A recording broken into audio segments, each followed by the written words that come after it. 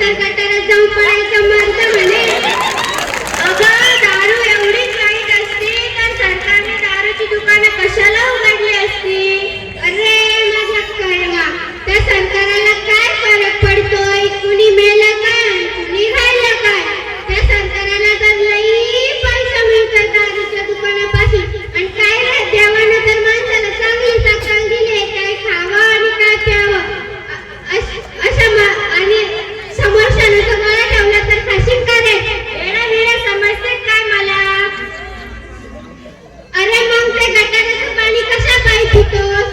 दारू पिऊन डोक्याचा ताबा राहत नाही, बायका पोरांचं भलं दिसत नाही आणि मोठ्या मोठ्याले आजार होऊन माणसं मरतात की रे त्या दारू पायी?